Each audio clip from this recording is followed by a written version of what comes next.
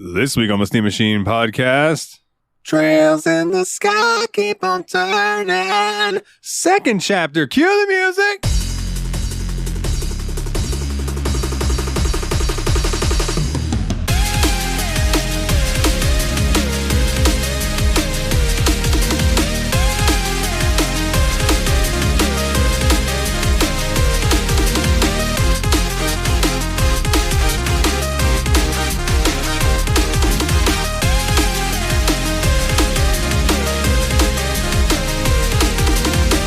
Hey everybody, and welcome back to another episode of the Steam Machine podcast. My name is Dalton, and joining me as always of Destructober. Hey everybody, it's Nate again. Hi, it's Olivier. Just kidding. I just wish I was Olivier. I'm Willie. Oh man, boys, what you been up to these past 2 weeks? How you doing? Let's start with Nate. Nate, how you been, my good sir? Yeah, good man. So I've been consuming a lot more media lately, but before I get into the media that I have been consuming, first I want to talk about something that I went and did for myself. I went and bought a truck.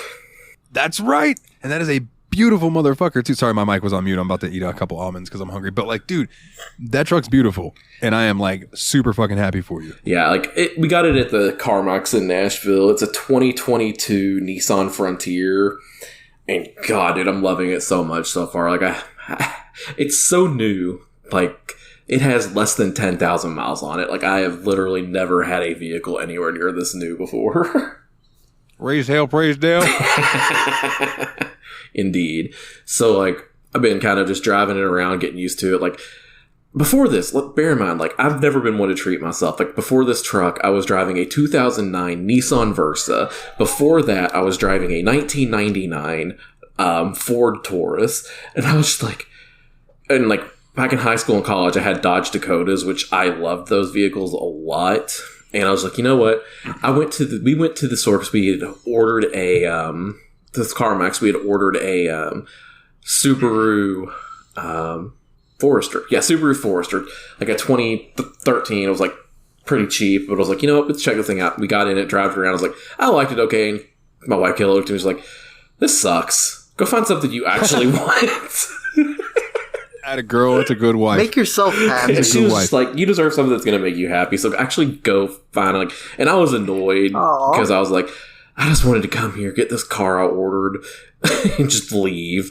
But I'm glad I didn't. So we walked around the whole parking lot. Yeah, go ahead, dog. Can I just point out that sentence that you said, the world that we live in right now, where you're like, I ordered a car, I didn't really like it. So I just put it back, and I got another one instead. But the fact that we can order cars, yeah. Just like, let me just go online here. Oh, that looks cool. Order.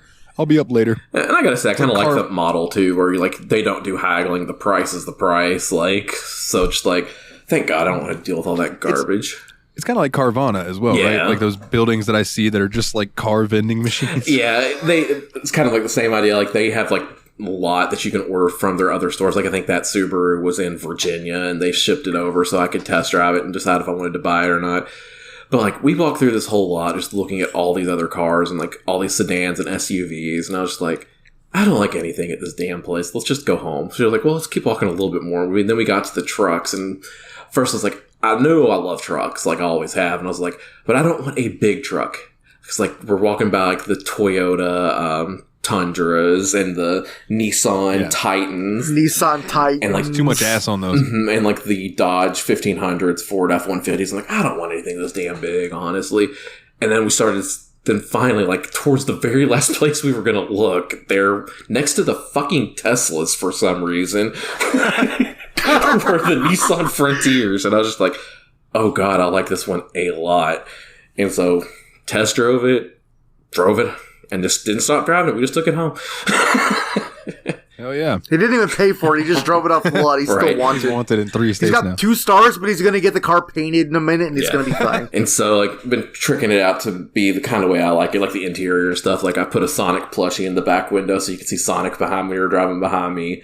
Then I got the cup holders with Mario and Luigi, and then a couple Stranger Thing characters for air fresheners that go into the car vents. So I'm just kind of... Was it Steve and Will? No, it was Dustin and... oh, shit. I thought one of them was Steve. One of them had the guitar and shit. No, that's not Steve. Steve...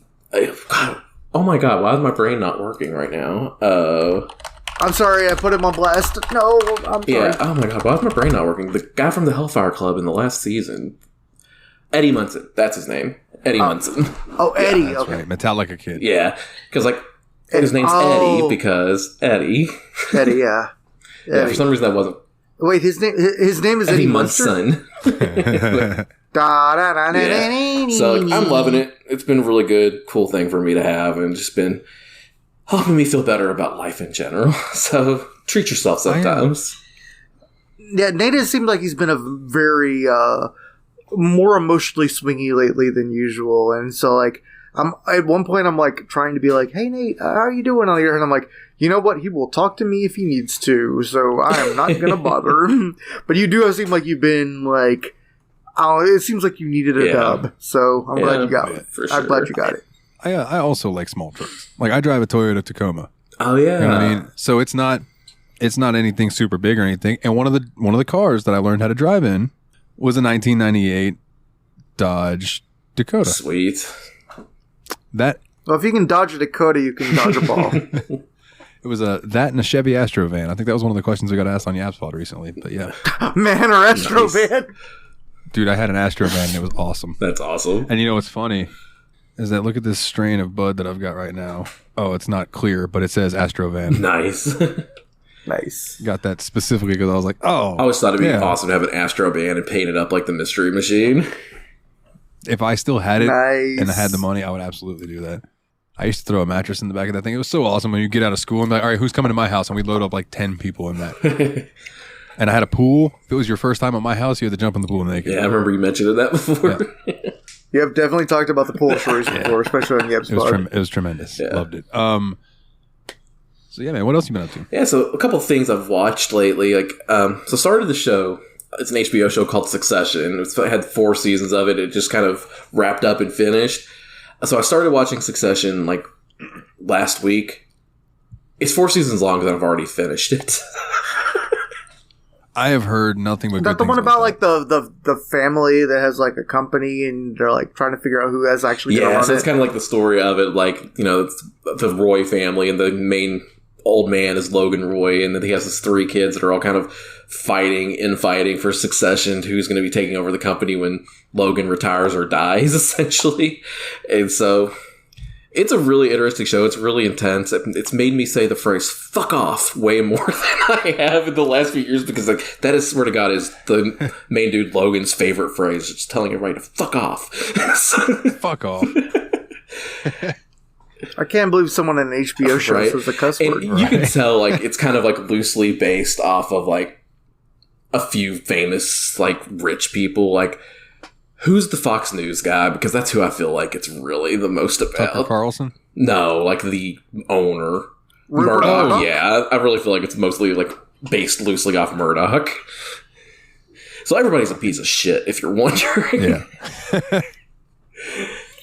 I feel like, see, the thing is, like, I used to kind of hate, like, cringe comedy shows until I watched The League and Always Sunny in Philadelphia, because I suddenly realized, oh, when bad things happen to these people, it's cool, because they Yeah. suck. I think that's why the ending of Seinfeld was so great, because they finally got to come up. But the thing is, I didn't like Seinfeld because it didn't have that. Like, the general feel of Seinfeld was like, here's all these terrible people that are just allowed to be awful for most of it. And maybe the ending finally did bring it back, but I never had patience for Seinfeld. It was well, just to tell you, it was a 2-parter where they all get arrested for that Citizens Act, where it's like if you see somebody in trouble, you have to help them. I don't remember what it was called. Good Samaritan? Good Samaritan Law. Yeah, that. So they get arrested for that because John Panay is getting mugged, and they just laugh how fat he is. And then everyone they've ever wronged throughout the entire show comes in and testifies against them, and the show ends with all of them being thrown in jail. See, that seems like it would be a good payoff if I had the patience. Oh, it's like for the 8 show. seasons, bro. I would never tell you to sit through 8 seasons for Yeah. one payoff. Yeah. Like, no, you have to get the humor of the show, or just don't worry about it. It's all Yeah. good. But that's the funny thing too about the Succession show too. Like something like was really like kind of sad in one of the episodes, and Kayla just looked at me. She's like, "I'm so fucking mad that I'm crying for these assholes right now." It's extremely well written, and I think it's going to pick up a lot of Emmys this year because it was the last season. So, Man, you saying that just gave me season 1 American Horror Stories flashbacks. oh yeah, It's like, oh man. Yeah. Anyway, continue. yeah. And then other than that, the other thing that I watched of note was the Barbie movie. Hell yeah. Nice. Please tell us more, because, like, this has been something that's been on my radar, and, like, everyone is saying that this shit is, like, brilliant. Like, you would not expect it to be as good. No, it's like really fantastic. And one of my favorite things about it is just like how like all the narrow-minded people have watched it and taken away like all the completely wrong messages from it. And it's kind of like, yeah, you're the people that this is about because you suck. And it's just like it's such a good lighthearted movie with such a good message, and it's just like if you're pro-feminism, this movie is definitely for you. And just like, Yeah, I think the one thing I kind of worried about was, like, it's like everyone I know that, like, was really into it's, like, you know, very, like, positive queer type people, and I'm like, okay, please tell me this movie's actually good on its own, and it's not just good because it's, like, pro-LGBT. yeah, no, it's actually really hilarious. Like, it stands on its own on so many levels. The like art direction in this movie is phenomenal. Like the way they make it feel like Barbie World when you're supposed to be a Barbie World, it's just so fucking well done. Correct me if I'm wrong. The director made there be like a world shortage of pink paint, didn't he?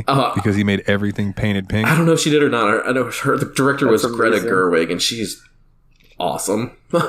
So she also did the Little Women that came out a couple years ago that was really good too. But like the art direction of this movie was good. The humor was fantastic. Like there were points where I was like, I feel called out right now.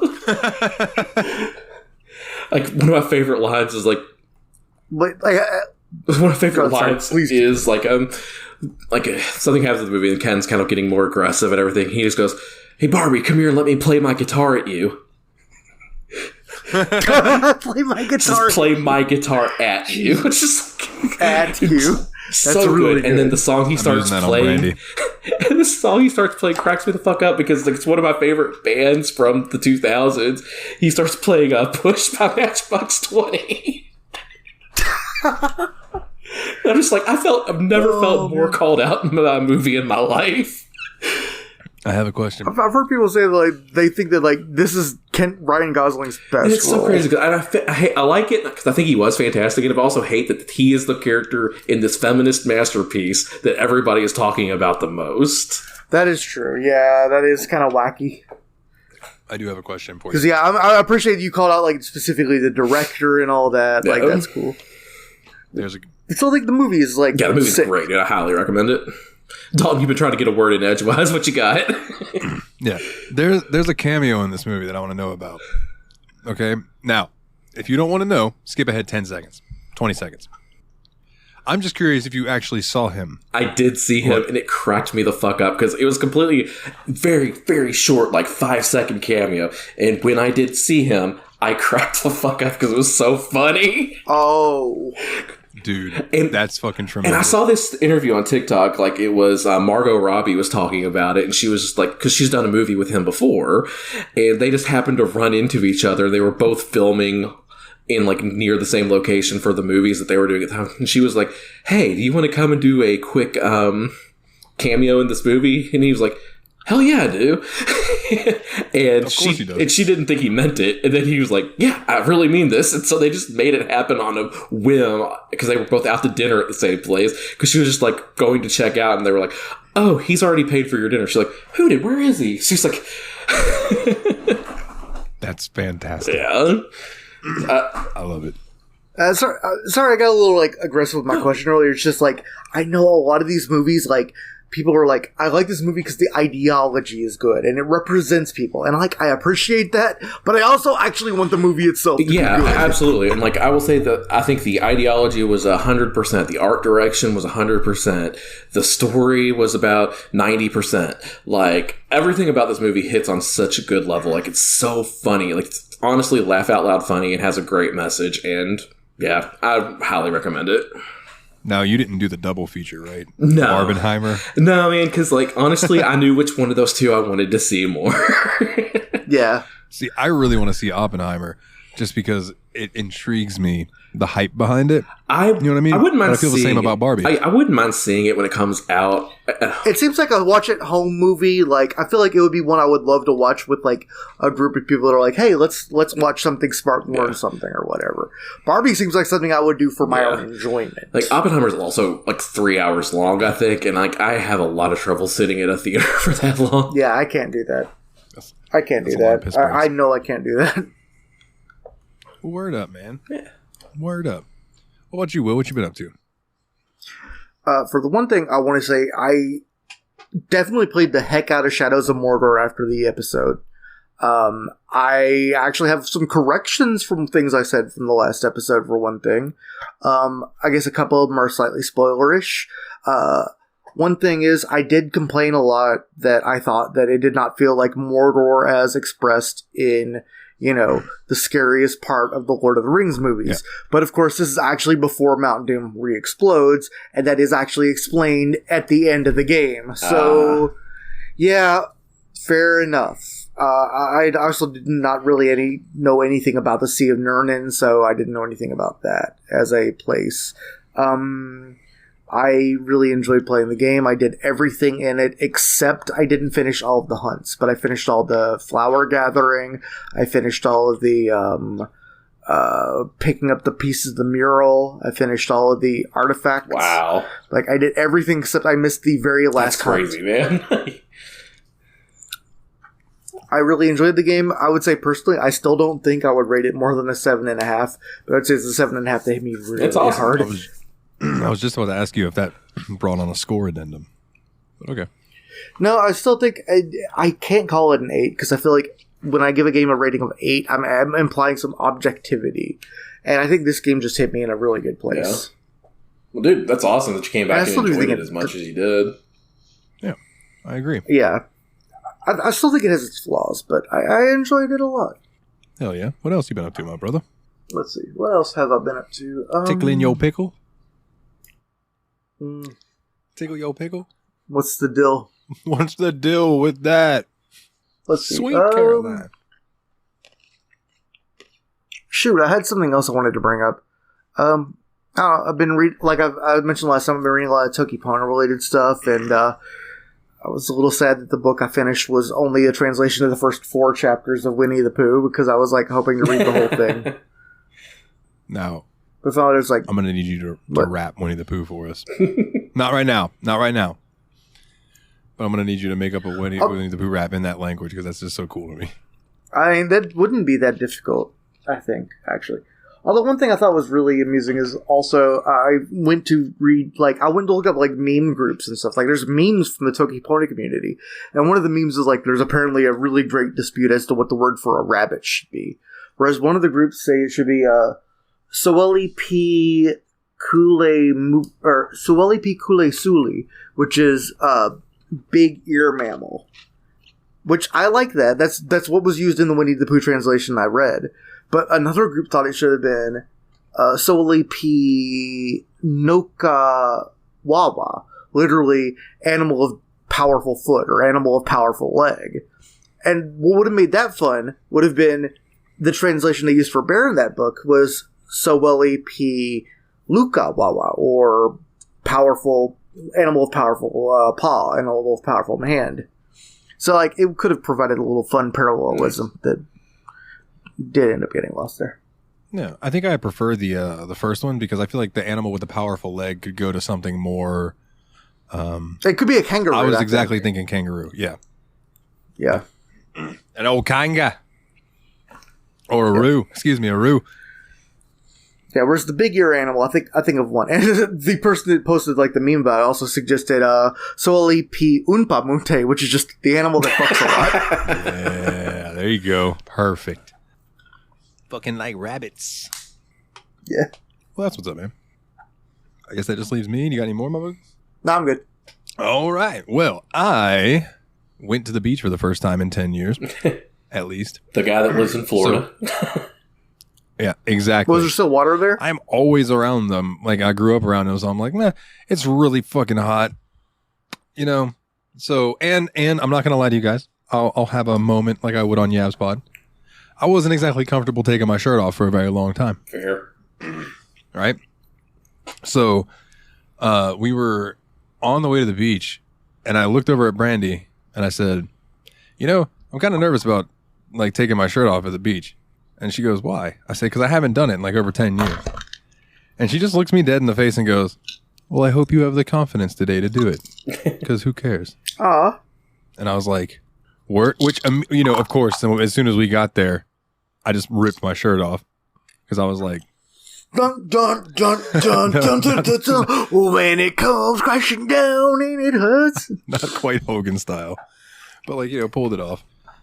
Which I went and got appropriate beach attire that day before, so I now have a few Guy Harvey shirts that have fish on them and stuff. But I'll tell you, I got two of what they call the sun blockers, those like really thin long sleeve shirts. They are fan-fucking-tastic, dude. I mowed the lawn today wearing one, and I didn't start sweating until I was almost done, and it was hot as fuck. Nice. I was impressed. For some reason, the sleeves kept me cooler. And I don't know how that works, but I'm thankful for it. But yeah, at the beach, man, I just had a great time. I had been fishing at the beach in the last 10 years, but I hadn't been in the water in forever. And the one thing that stuck out to me, and again, I'll probably go into more detail on Yab's Pod because that's the more just bullshit talking about what we've been up to type show. But like, so Brandy and Daphne walk out ahead of me. Ashley and her kid, well, her youngest is behind me. Her two older kids took the fuck off ahead of us, right? Gone. So we're walking towards the water, and Brandy and Daphne are holding hands, and they're walking. And Daphne starts freaking out. No, I don't want to go in the water. I don't want to go in the water. She turns around and she says, Dalton. She really enunciates that 10. Dalton, hold my hand. So I walked up to her and I held her hand, and I was like, all right, let's go. And we started walking, and she went right into the water with me. And like, so the way it was, because Florida beaches are kind of strange, it was like beach, and then it went down, and it was like 3.5 feet deep of water, and then it went for like 10, 12 feet, and then started going back up to a sandbar, which was then another 20, 30 feet, and then the ocean. So we mostly stayed in that little section with the two young kids. Yeah. And I did take her out to let her, like I had her under her arms, and I would like wait till a wave was coming.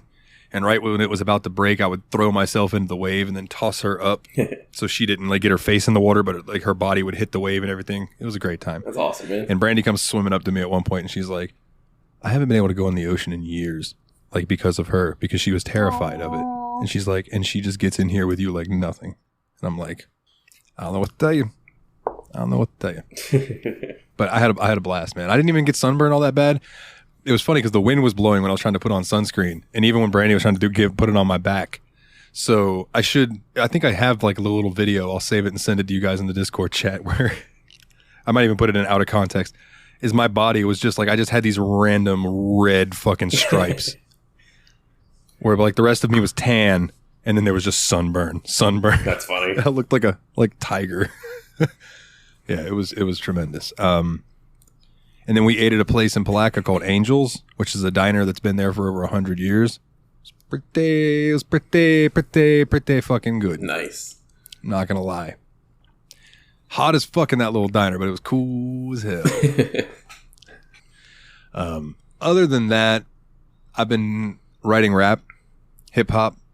I had a buddy of mine named Cole, who I haven't talked to in forever. Who is actually, he's a musician that I like highly respect around in these parts. And he messages me. I haven't talked to him in years. And he just messaged me. He goes, yo, is that Nile the Nightmare stuff you? Yeah, that's me. Is it like all you? Like, did you make those beats? Yeah. I mean, I made them with samples, but yeah, I edited them together and everything. And then I did the vocals and all that. Where'd you go to record that? My bedroom with my computer and Audacity. Are you fucking serious? Yeah. He goes, dude. And he had listened to Dope Fiend. Willie, I know you listened to that one. Yeah. He had listened to that. He goes, bro, I could hear an edited version of that on the radio right fucking now. And it wouldn't faze me. He goes, dude, I am a hip hop snob. He goes, I've been listening to hip hop for years. I think of myself as a hip hop aficionado. This shit's fucking good, dude. He goes, you need to like step it up, get a whole album ready, get you a social media person, and blow the fuck up. He goes, because fuck some of these rappers that are out there now. He goes, you have good flow He goes, your beats are good. Get on this shit, bro. He goes, your calling is this. And I was like, well, thank you, Cole. How have you been? But at the same time, he was the first person that like messaged me out of the blue and was like, is this you? This is fucking fire. Like, he unsolicited, other than Adam. I will give it to Adam. In one of the songs I wrote, the line to the second verse starts with, that's why I called it my juicy apple. I take a bite, drink from your pussy like a Snapple. Right? And Adam messaged me and he goes, drink from your pussy like a Snapple is a fucking great line. Then I flip up the lid and I learn a fact. But the booty's so nice, really hard to keep this nut intact. God. No! Oh my God! Yeah, see, I'm all right. But maybe I should try to write. Maybe I should try to write you some beats too, just for funsies. Do it. I would love that. Do it, coward.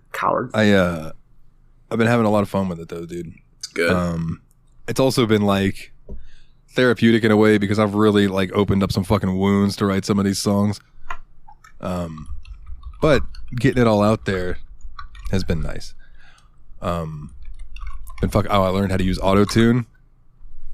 Like I've learned the different levels. It's like, do I just need this to correct this a little bit, or do I want to go in and sound like T-Pain? More often than not, with the rap stuff, I have gone with sound like T-Pain.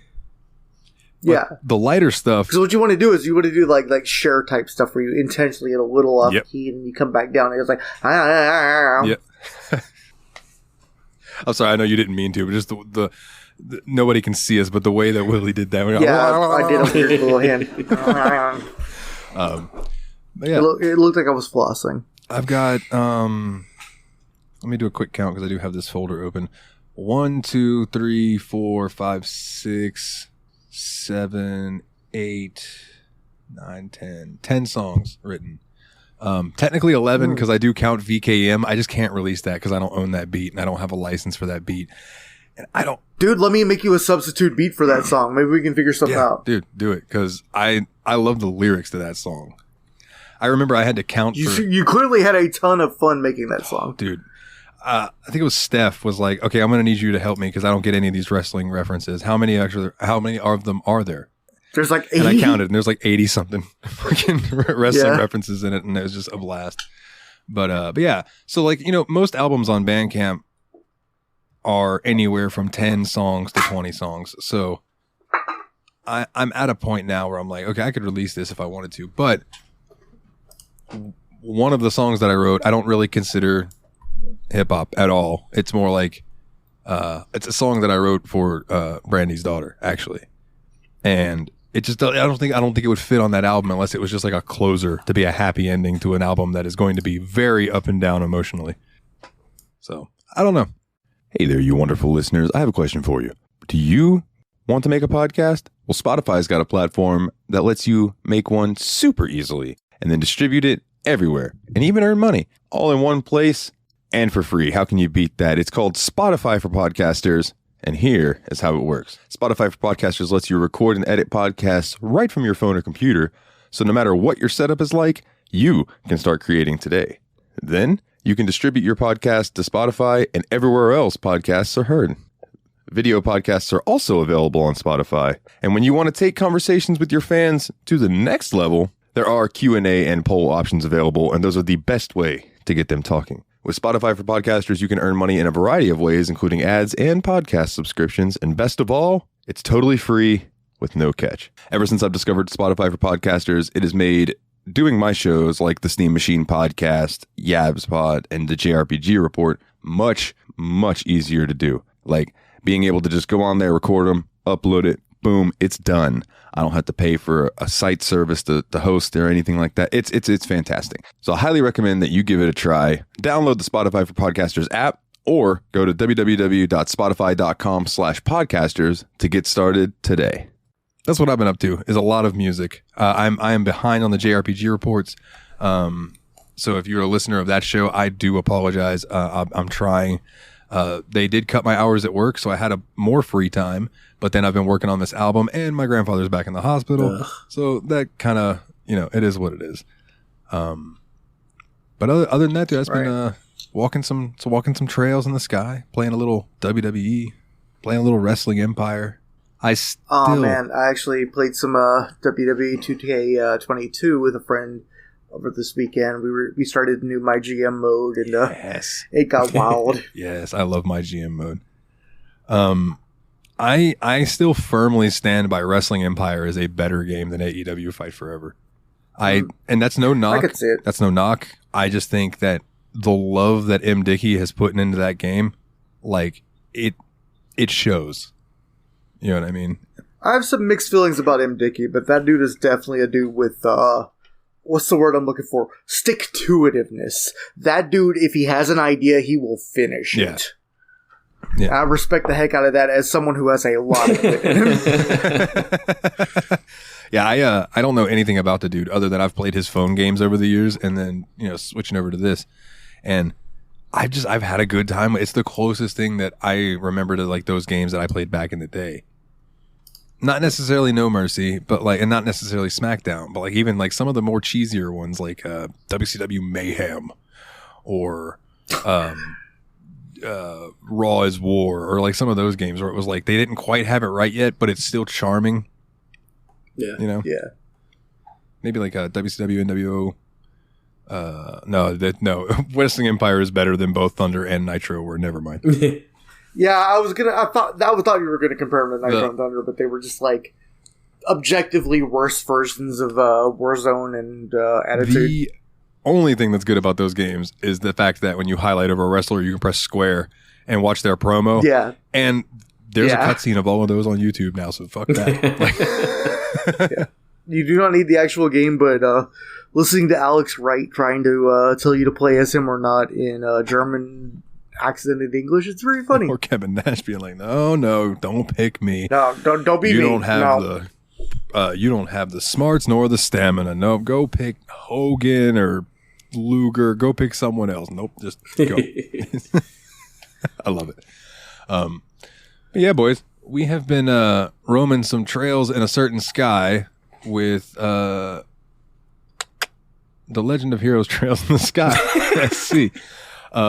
I was trying to think of the good transition. I was trying to think of the Japanese name for it, but this wiki for some reason doesn't have Sora it. no Kiseki. Thank you. Sora no Kiseki. There's more to that too, but I just can't remember what it is. SC. Fuck you. I don't. Sushi. No, I'm trying to remember what the Legend of Heroes part is. It's Sora no. Fucking that doesn't matter. The Legend of Heroes Trails in the Sky is a is a 2006 role-playing game developed by Nihon Falcom.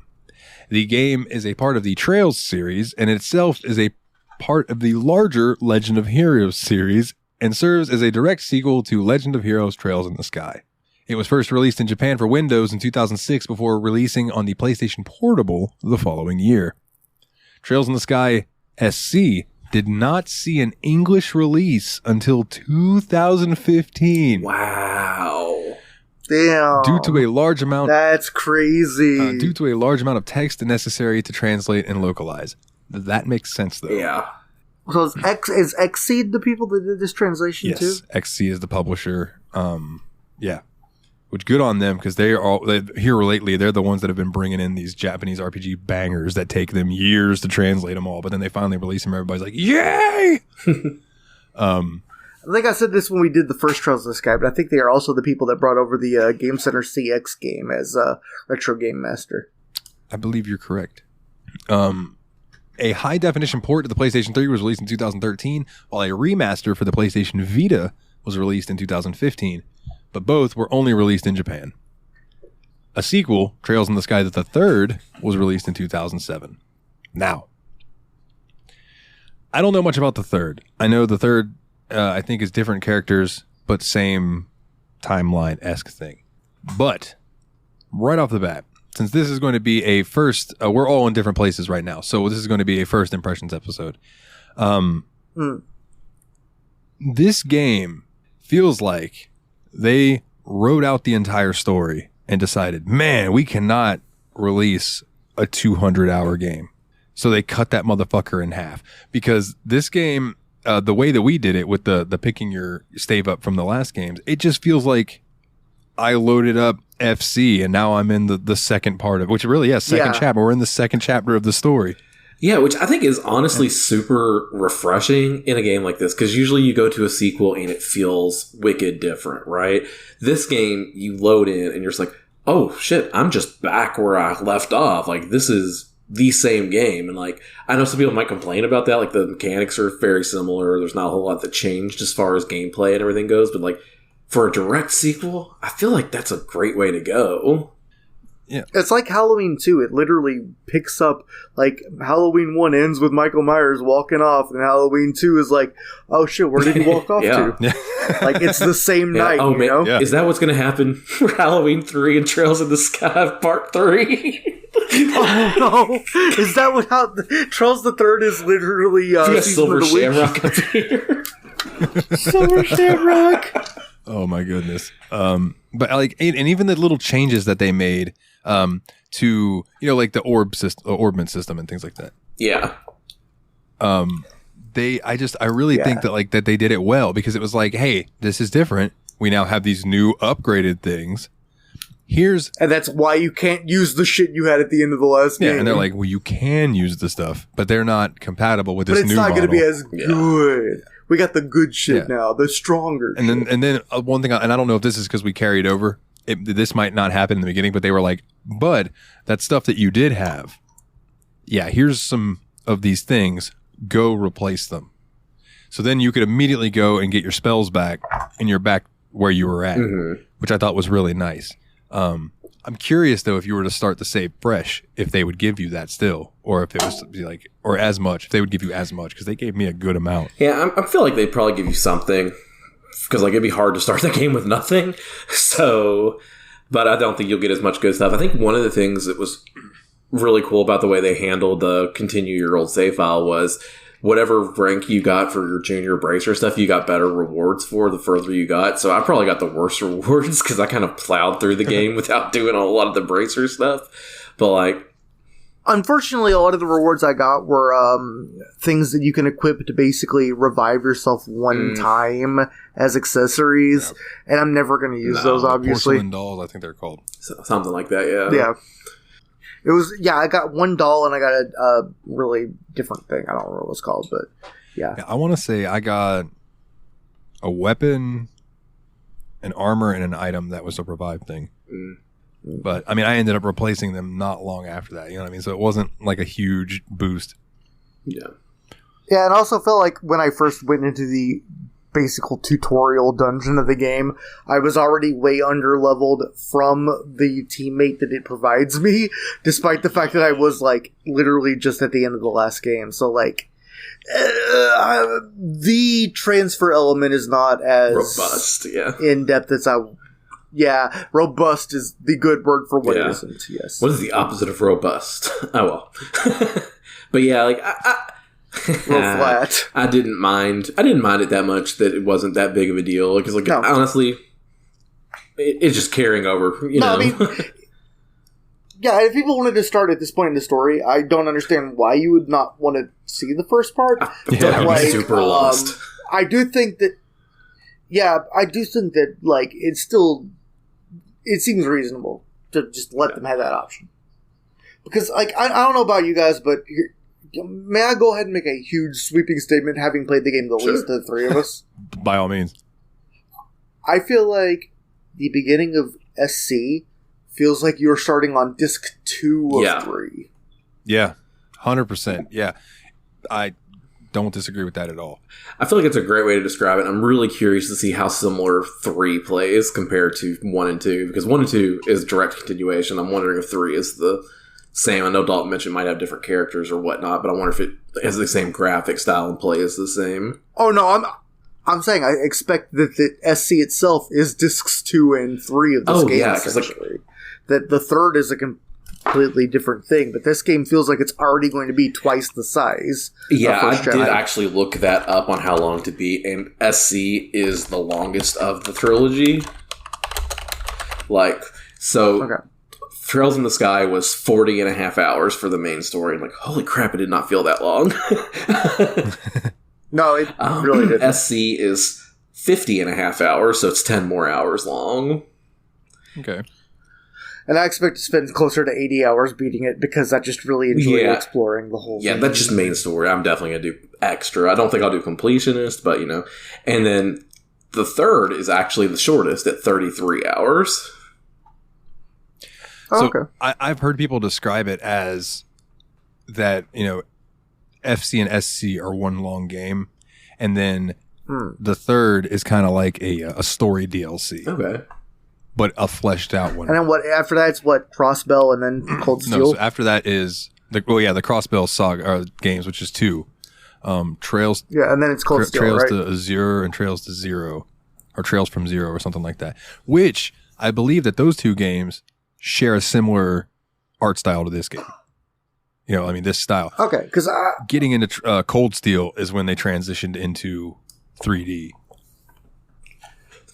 Because this game, it definitely feels like it's running on the same engine as, it looks like you're playing Trails in the Sky again. Yeah, I mean, like I said, I really do think that this game started out as one long-ass game. And back when this came out in the early 2000s, they probably couldn't justify releasing a 100-hour RPG. I don't know, because, Atlas was like, hold my beer. 2006 is when the first one came out, right? So that would have been after Final Fantasy 7 and 8. When would have Disgaea have come out? Disgaea? Oh man, let me look real quick. That's also a game people probably spend over 100 hours on. Yeah, but weren't there also some super long? What was the one with 100 something characters in it? Suikoden. Yeah, wasn't that over 100 hours? Man, I've never played a Suikoden game. Okay, so but yeah, it had 108 playable characters. The first Disgaea came out in 2003 for the PlayStation 2. Disgaea Hour of Darkness, but I don't know how long it is. Okay, Suikoden's only 20 hours, actually. But I think a lot of those older games, it's like, the story's 20 hours, but if you actually want to beat it at a decent level, it's going to take you 50 hours. Yeah. Okay, so the first Disgaea is 46 and a half hours. Yeah. So, Main, 90 hours. Completionist, 233. Yeah, That's what I was thinking of. But yeah. That's pretty crazy. But yeah, this game, though, I'm really enjoying it so far. I haven't really felt challenged yet by it. And I've beaten the prologue in the first chapter of the game. Nothing's really felt challenging yet. I am starting to get intrigued by where the story is going to go. You never see it coming. So I am really interested in where this is going. So I'm the furthest. I'm in the chapter 3. I will absolutely say that there are some fucking enemies in this game that hit like goddamn tanks. Like it's like you're getting run over by a semi truck. I'm like I had this one enemy hit Olivia for like 3/4 of his health bar. Oh wow. One hit. I was like, Jesus Christ. But it was one of the I'll call it a variant monster, where it's like you'll see 3 or 4 of the sheep, and then there'll be the purple sheep that's got like 3 times the fucking HP as the rest of them. Shiny. It's like a shiny. Exactly. I killed a palm the other day, one of the shiny palms that show up. The little weird critters. Dude, you want to talk about some XP? Everybody got a level after that fight, and I was like, that's what's up. Yeah. I want to kill more of these things, but they run away really quickly. They're like, whatever the fuck. The metal slimes. Metal slimes. Thank you. And I don't think anybody will be surprised at how many recurring characters there are between these games. Oh, no. There's a lot. Yeah. Yeah, even just looking at the art and stuff, you can see that you'll definitely be running into like Agate and, a lot of our old friends from first chapter. Although I haven't run into basically any recurring characters yet except for Shira and Cassius. Because I am very, very early in the person game. they start you off with when you just I guess we can kind of talk like how it goes is like at the very beginning of the game, Estelle wakes up from when she was kind of drugged by Joshua at the end of the last game. And she just goes on this depressingly long spree of like, where's Joshua? We got to go find Joshua. I bet he just went home. And I'm like, God, the delusion on this girl. And she walks back to her house and some priest is like, hey, yeah, I'll come with you, just in case. All right, was it Father Kevin? Wasn't his name something Father hilarious Kevin. Like that? It is Kevin, which is a great freaking name for a fantasy preacher. Yeah, because he's also like supposed to be like kind of the renegade preacher or whatever. He's like a little bit like kind of sexy and disjointed. He's the pretty boy with the green hair. Yeah, he's your youth pastor. Oh, he's going to go out the guitar and play Wonderwall, but it's going to be about the love of Jesus. Or, sorry, the love of Idios. Oh my gosh, yeah, like he does seem like that type. He definitely gives off the cool youth pastor vibes. Yeah, we're all familiar with that. We're from the South. Yeah. I love Annalise, though. Yeah, I don't remember when really exactly cool. She's like, in. I know it's really early. Oh, she's right there at the beginning. It's still in the prologue. Yeah. Basically, after you get home, freaking...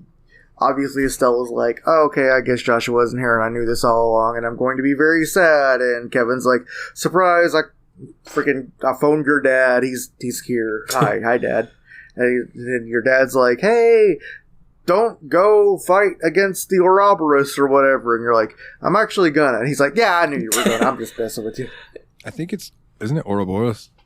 I pronounce it every different way. Yeah, and at that point, he's like, he decides to tell you about the special training program you can go on, and that's what Estelle decides to get stronger in order to be able to fight against the Ouroboros and help find and bring Joshua home, which seems to be her main goal through the period of this game. And while she's at the training, she's training with this other young bracer named Annalise that I think was in the first game as one of the contestants against them at the tournament. I believe you are correct, my good sir. Oh, wow. I actually didn't catch that. But yeah, Annalise is basically implied to be basically just barely your senior. She's like 1 year older than you or 2 years older than you, and she's like, basically her whole thing is she just likes really cute things. She's like into nice and fun stuff. And so there's actually a scene at the end of the, I'm not going to spoil it at all, but the end of the prologue with Annalise and her that is freaking hysterical that I can't wait for you to get to see, Willie. And also you saying that Annalise has a love of all things that are cute and things like that, bruh. Wait till you get to the end of I think it's the end of chapter 2. There is just a scene that you're going to be like, of course. Of course. And you are going to laugh and it's going to make you feel so good. I took so many screenshots because it was so cute. Nice. It's wonderful. Yeah. I'm definitely going to be putting a lot of time into this because, spoiler alert for the audience at home, we are doing a game between this episode and the next episode because we wanted to make this a two-parter, and so we're going to have another game before we do the wrap-up of this game. Yeah. But I'm so excited to see more and for Willie to catch up to see what we've seen already because there's so much stuff. I'm going to really enjoy watching Willie progress through this because I think he's going to be a little bit behind us at all steps. So he's just going to be able to post everything he's seeing in our group chat, and I'm just going to be like, yeah! Yeah, right. It's gonna be like, yeah, isn't that freaking awesome? So I don't know if you guys are familiar with how the usual progression of our shit goes, but usually I end up a little bit behind them because I start a week into each new episode and start to catch up, and then sometimes I get absorbed in the game, which is kind of what happened with Shadows of Mordor, where I started playing it 2 days before we recorded, and I just beat it over the next week. Even after we recorded. Yeah. One thing that I really enjoy is they carry over so many of the traditions from the first game that you really like. So I know we've all been starting to see the treasure chests and stuff. And do you guys have any favorite ones? I have one that immediately jumps out to me. There was one that said, inside the empty chest is carved, Olivier is handsome. You briefly wonder if he put that there himself. Yes, I have been taking a screenshot of every chest I came across with the message. So let me hunt down the one that made me extremely happy. The one I did take a screenshot of was, look, I know I don't have anything, but we can still hang out, right? Wait, come back. So I opened one that had music notes, and it says, baby, come back.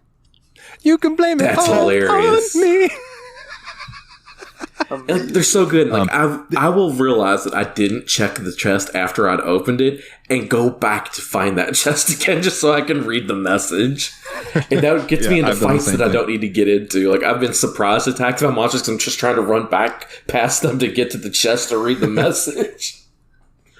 So this one was the one that made me the happiest. And it's the same developer, so it makes sense. You open it and you open it again and it says, "You see a heart carved around Adol and Doji.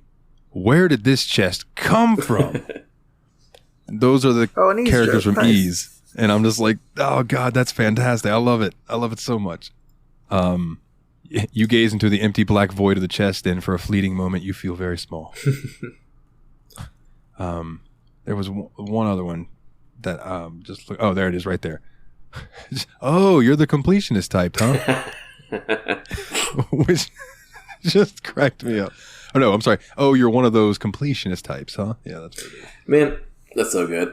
Another thing about this game that's just been really making me happy is every time you do run across a character from FC again, like I call it the first one FC, first chapter, second chapter, you know, and just like when you reunite with a character, you're just like, oh, this is so good. I'm so happy right now. And there's like some characters that I haven't seen again yet that I'm just like ready to reunite with just to see how the reunion goes.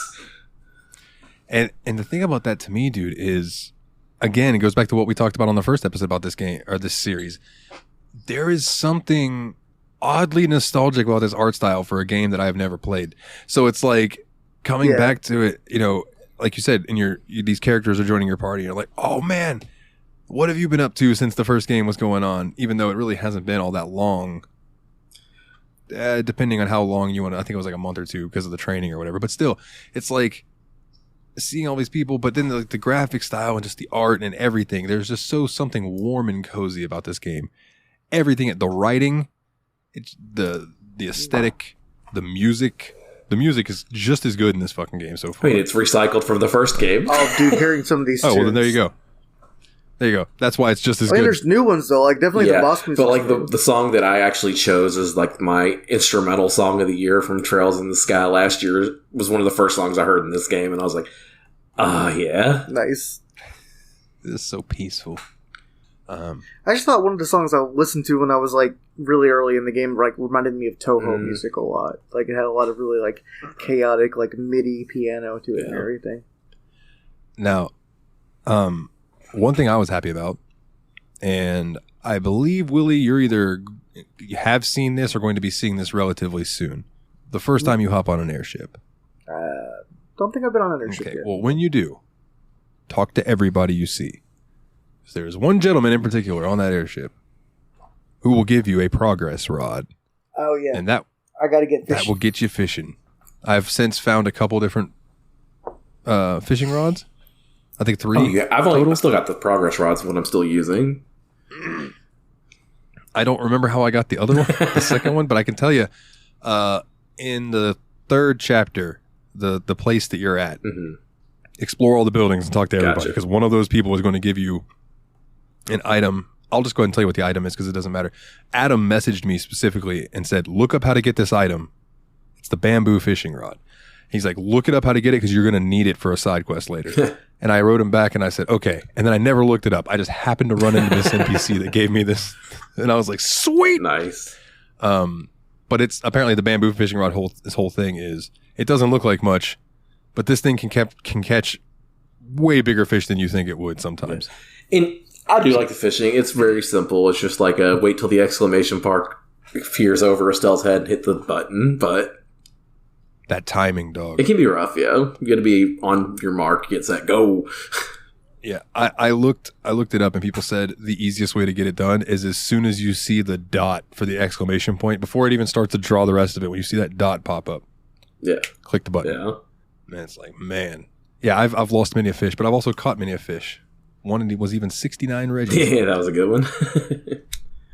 Nice. I believe you've caught the biggest fish so far, though, with that 100-pound Reggie. Yeah, Regicarp. That almost sounds like a Pokemon. Regicarp, go! But yes, I had to send that to you because I was like, we should keep track of who gets the biggest fish because I think that'll be a fun little competition for us as we play. I'm down.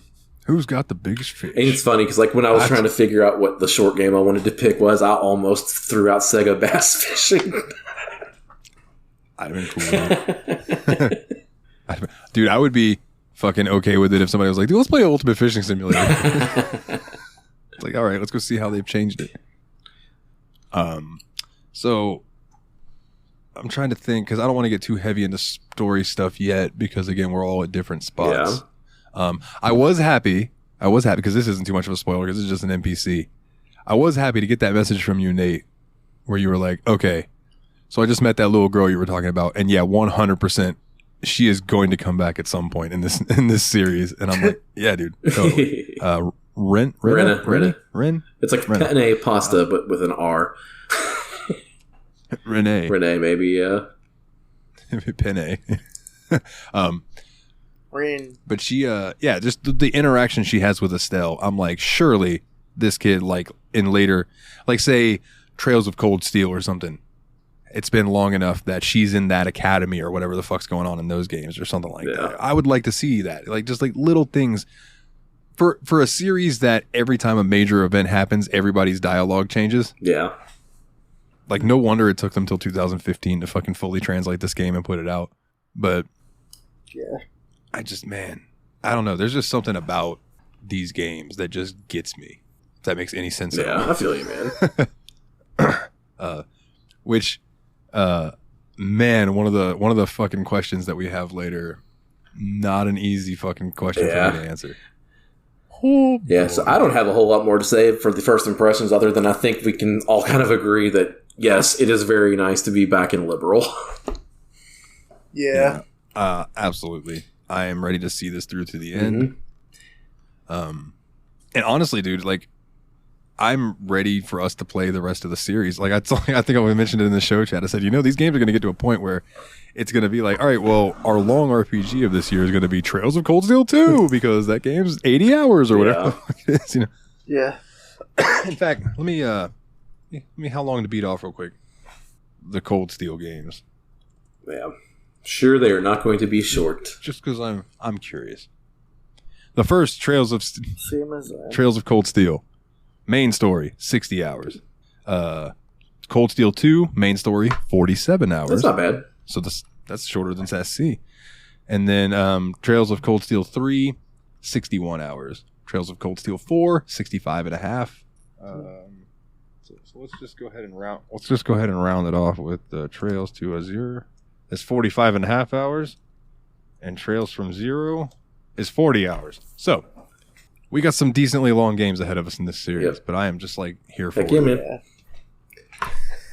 As long as they're good. So we won't worry about a rating. No, this is way too early for that. We have nothing to rate. Let's pop into questions then. How's that sound? Yeah, let's do it. All right. So our first question comes in from Master Loot. And Dalton, I think you're the biggest proponent of this one.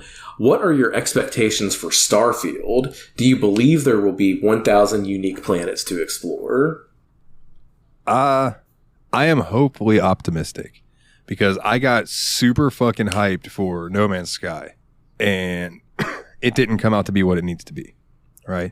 So I'm trying to keep in mind that, man, Starfield sounds really cool. Starfield's also a Bethesda game. So I'm expecting there to be that lovable the Bethesda jank. I'm also expecting there to be a fan patch relatively soon of people fixing shit. So, I'm not too worried about it. I believe that there will be 1,000 planets that are quote unquote unique in the same way that the planets on No Man's Sky are unique. Yeah, my vibe is that I think there's like 12 of the planets will have a unique area that's interesting and then be No Man's Sky planets, and then the rest of the planets will just be empty No Man's Sky planets. I guess we shall see, though. What if it's like, no, we actually handcrafted 1,000 planets. We hired 10,000 people to work on this game. This game is going to cost you $10,000 to buy at launch. Yeah, right. And that's not even the collector's edition. If you want the collector's edition with the steel box, oh boy. Mortgage your home. All right. So this next one comes in from Jeff, and he sent us this list of games from 2003. Which is your favorite of these? So I will read these out real quick for the audience at home. And they had Sonic Heroes, The Simpsons Hit and Run, Rayman 3, Hoodlum Havoc, Castlevania, Aria of Sorrow, Nancy Drew, The Haunted Carousel. I bet that's all of everybody's listening's favorite. Super Mario Advance 4, Super Mario Brothers 3. Weird choice for the list. F-Zero GX, Wind Waker, Legend of Zelda, Mario Kart Double Dash, Mario and Luigi Superstar Saga, Tony Hawk's Underground, Jak 2, Ratchet and Clank, Going Commando. Thanks, I couldn't read that. Crash Nitro Kart, Pokemon Ruby and Sapphire, Ape Escape 2, Smackdown, Here Comes the Pain, Harvest Moon, Friends of Mineral Town, Final Fantasy X-2, and Star Wars Knights of the Old Republic. Can I make an addendum to the question? What's your addendum? We get one from each row. Oh, God, that's too much. No. I'm only picking one. Nope. Yeah. Okay, fine. I'll pick one from each row. That's fine. You guys go, because I have them already in my head. Okay, I'm picking... For me, it's Castlevania Aria of Sorrow. Best game on that list, hands down. I also thought Aria of Sorrow was the only one that I really would be sad if it didn't come out. All right, then I'm going Hit and Run, Super Mario Bros. 4... Tony Hawk's Underground, Smackdown, Here Comes Pain. Okay. Sounds good. Even though, man, Jak, don't sleep on Jak or Ratchet and Clank. Both those series are fan-fucking-tastic. I just never got into them. I feel like I would enjoy them, but I never could play them. Right. I feel like I kind of feel that too. I don't know, though, because that new Ratchet and Clank game, that looks really good. I'd play that. Yeah, I hope they bring it to PC. Maybe, yeah, maybe. Yeah. This next one is from our buddy Master Loot. What would be your plan if you were in charge of preserving retro video games?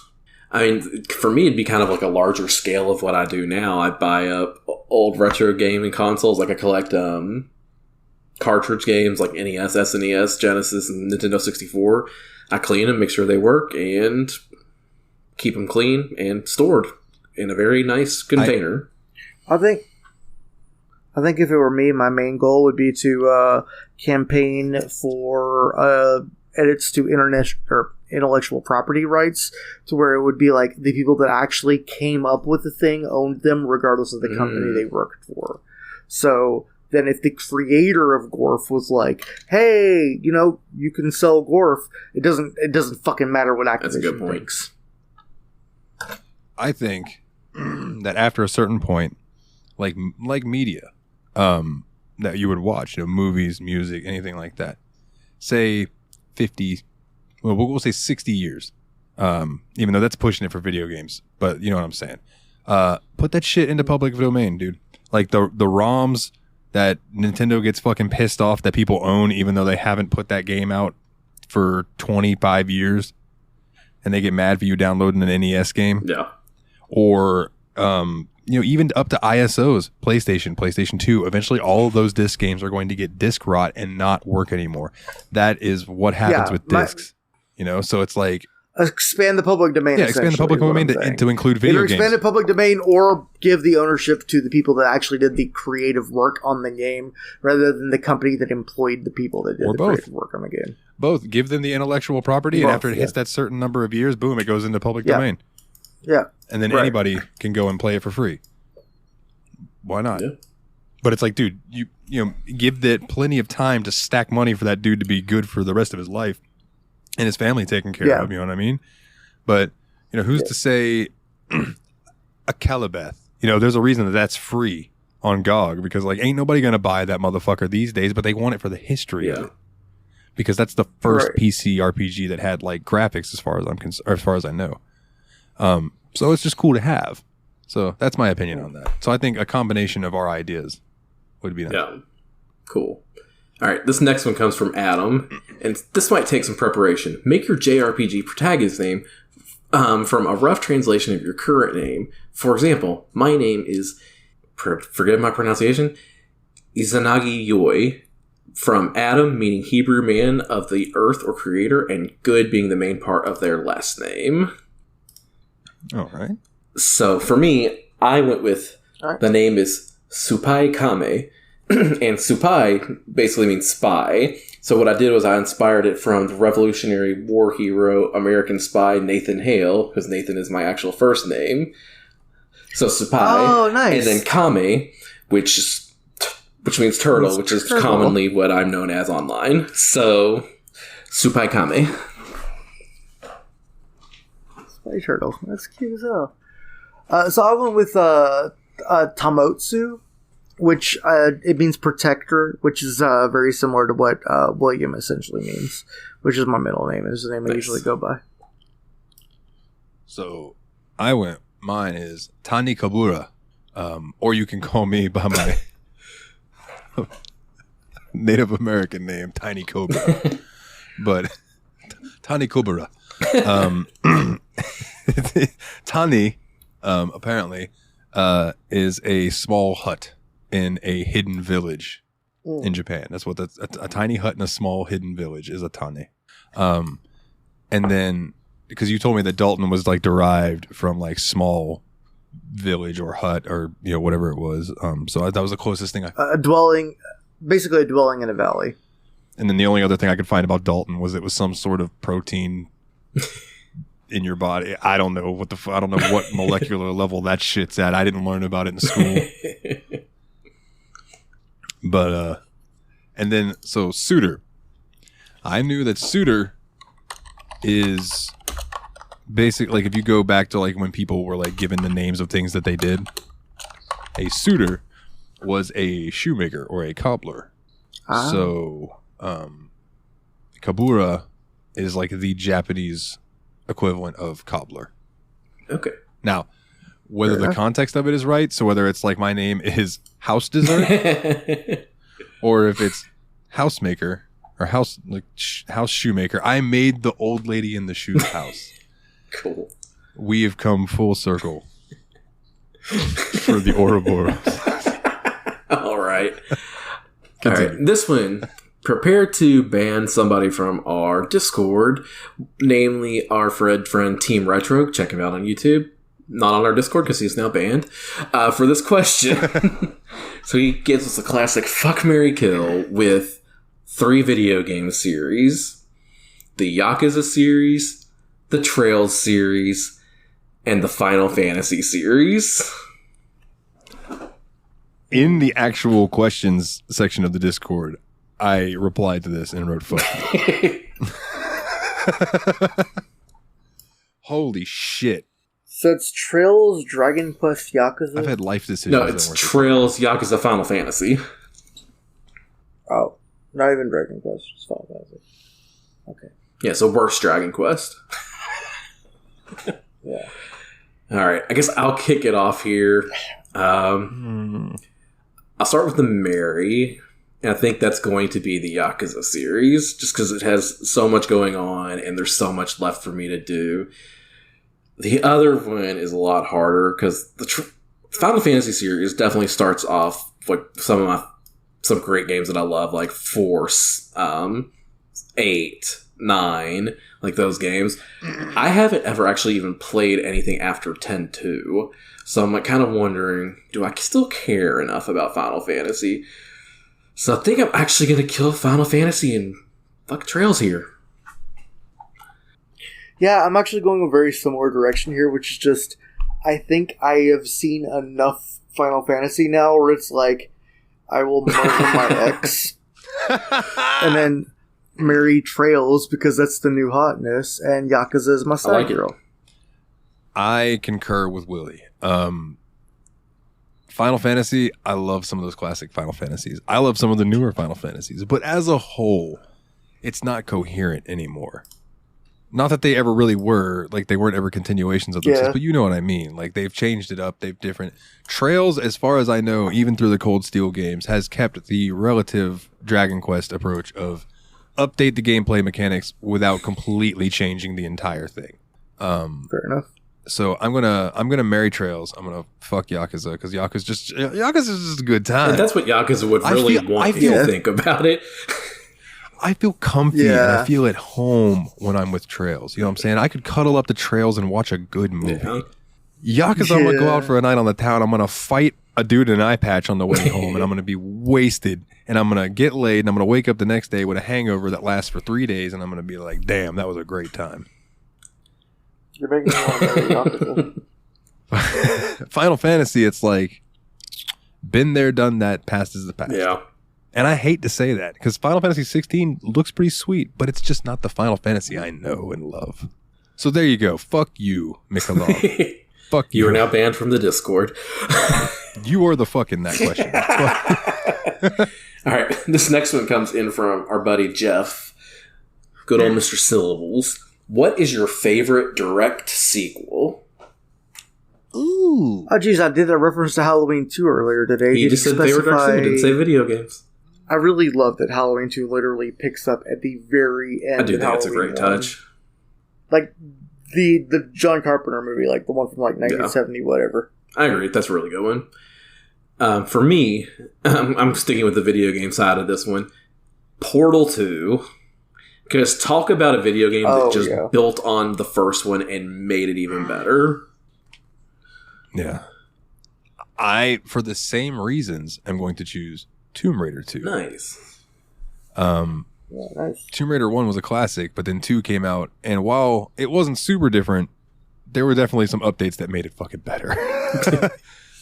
So, yeah, I'm going to go Tomb Raider 2. All right, cool. Master Loot posted a video for context that I don't think any of us probably watched, but the question is, how would you make the climate change fight sexy and fun? So I think it's China or Japan, one of the two, is trying to like find out like what they can do to make climate change sexy, so more people pay attention to it. It's exactly what it is. I mean, we're all going to be wearing less clothes as it keeps going on. I mean, my suggestion: big, hot, bouncy, juicy mommy milkers on a hubba, big titty awooga. goth girl. Get you some like fine ass little hotties that are tatted up. Get you some fine looking dudes all muscled up and oiled up and everything, and be like, hey, you like looking at us, right? You like masturbating to the thought of us. Well, if the world gets too hot, we'll all be dead, and you won't be able to jerk your dick to me anymore, or waggle yourself. So let's just all save the planet so we can keep on busting those nuts. Thank you, Duke. I was also going to suggest mascots, and I was specifically going to say, let's just get like 2D around us, dude. There you I go. like it. Perfect. All right. This next one comes in from Fenris, and he was like, which one... He doesn't even have an I answer. said mine, because we're all just going to be wearing less clothes as it gets hotter and hotter until we all die. Oh, yeah. No, pretty This next one comes in from Fenris, which is, which FF henchman, Final Fantasy henchman, would we hire for our protection? The Fiends from Final Fantasy 1, the Fiends from Final Fantasy 4, the Turks from Final Fantasy 7, or the Judges from Final Fantasy 12? This is one of the easiest questions we've ever been asked for me. Okay. Why do I have a feeling, since it's the easiest question, that's the one I haven't played, and it's the Judges from 12? The fucking Judges are so badass. Dude, they are so badass. Like, I would not fuck with any of them. Yeah. The thing is, I like the Turks a lot. They have their own theme song. They got very well dressed and all that. But the 4 Fiends from Final Fantasy 1 at least let you stall long enough to start a time loop. So they're pretty good clowns. They're pretty good idiots. I will put them in. Yeah, so I don't... Yeah, just let them waste the time. I don't know the ones from 12, and I feel like the Fiends from 1 or 4, they're just hell-bent on destruction. They're not going to protect me. They're just going to destroy everything and me. So I'm just going to hire the Turks, because at least they know how to do a job. The Turks are pros. Hey! All right, and our last question for the week comes in from our good buddy Dane. This is bled over. Dude, he's been doing a zombie scenario for Yaspot. I love that he decided to do something for this. I know, I do enjoy this. So this is in an alien invasion scenario, which pretty weird that I'm going to have to break from here for a second, because like, apparently, I don't know if y'all have looked into this at all, but there was this a military Air Force dude just came in and under oath started talking about how all these UFOs, and there's actually alien bodies held by the United States government and stuff. Said all this shit under oath today. So, no, I didn't. So oh shit, I have to look that up. Look that up after this episode. But in an alien invasion scenario, aliens have declared war on mankind, and you have been chosen to engage in digital displays of dominance as a mean of demonstrating our superiority to the invaders and saving our planet. Read, you're gaming against aliens. What video game are you going to choose to beat some alien ass? Must be able to objectively win either in a 1v1 game or scoring points. No speed running, and that's just because you know I'd kick their ass at Predator, Dane. The aliens don't like show-offs. So either being able to beat their score or beat them in a 1v1 game. What do you guys think? So I have a couple different answers. NBA Street Volume 2, I will wipe the floor with an alien in that. Skate 3, or any skating equivalent game where you use the thumbsticks like that, I will fuck them up. Or any WWE game. Fucking bring it. Just bring it. And because then Here Comes the Pain, I'm going to whoop that ass. You're going to be left feeling raw when I lay the smack down. Okay, I'm done. The Rudy Poo alien ass.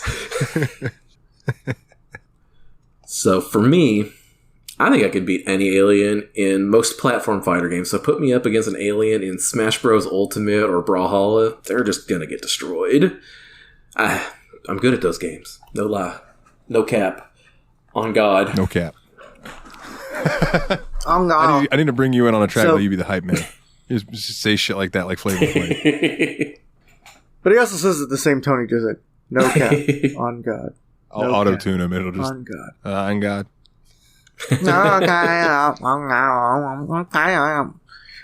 So my pick is Capcom vs. SNK 2 because if the aliens beat me at that, they deserve to have the planet anyway. I mean, maybe I'll just let the aliens take over for a while. Yeah, maybe I deserve it. What is there's that episode of South Park where Stan gets sucked into Facebook, and in order to get out, he has to beat the computer at Yahtzee. And the computer's talking shit like, you'll never beat me, I'm a supercomputer, blah, blah, blah, blah, blah. Stan's first roll, he just, boom, Yahtzee.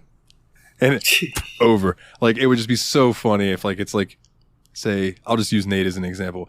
You go in, Smash Bros, and the alien just grabs you, boom, boom, boom, sends you flying. It's like, game! What just happened? And the Earth is doomed. The alien stands up. Mr. Game & Watch got a 9. We're done. I feel like we're playing checkers against the devil in Bill and Ted's Bogus Journey. Oh my god. Bro, I had both Bill and Ted movies on DVD. You'll never guess where I got them from. The head shop in Florida. A promotional deal for Pizza Hut back in the day. That's awesome. I had both Bill and Ted's. It was booking for the kids that couldn't read. Oh man, good stuff. Yeah, dude, it was those, and like I think like Mr. Nanny or something like that was the other one I had, which I never watched. Mr. Bill Nanny, and Ted was hilarious. God. Oh man, well I guess that just leaves your host pick that you're gonna do, the short game that we got in between now and the end of SC and the wrap up. So go ahead, my good sir, hit us with. Yeah, so like I said, I wanted to do a short game because I wanted us to be able to spend a lot of time concentrating on Trails SC, so I didn't want to give us anything too crazy. But there's this cute little game that I got a while back. I think I got it from like the itch.io Ukraine bundle that was out, which I think was a couple years ago now, which damn, I can't believe that war's still happening. Fuck Putin. Anyways, yeah, right. So the game that I have chosen is a real short one. It only takes an hour and a half for the main story. It's a game called, and this is one of my hobbies in real life, A Short Hike. Oh, short son of a bitch. Yeah, okay. Okay. Dude, the only thing I know about this game is one day Ryan randomly played it. And I get a message on Facebook, and he's like, you need to fucking play this game. Seriously, play this fucking game. And now you're going to. So, now we're going to. All right, I know almost nothing about it's it. really cute looking. I don't know a whole lot about it story-wise or anything. I just seen it, and it has really good reviews, and it looks like something I'm going to enjoy. So there you go. Okay. Hell yeah. Raise hail, praise hail. Praise Dale. If you would be so kindly, if you would pop over to iTunes and leave us a 5-star review and, write something in there too. Just like let people know, hey, these guys are awesome, or hey, these guys talk too much, but like I'll give them 5 stars anyway because they're sexy. Or if you want to leave us a thumbs up and a 5-star review or whatever it is on Spotify, that would be fantastic. If you would like to join the Discord, I don't even plug our social medias anymore. Like I realize that social media might bring in more people, but dude, like the Discord is where it's at. Come join the Discord. Yeah. bit.ly. And we should point out this isn't a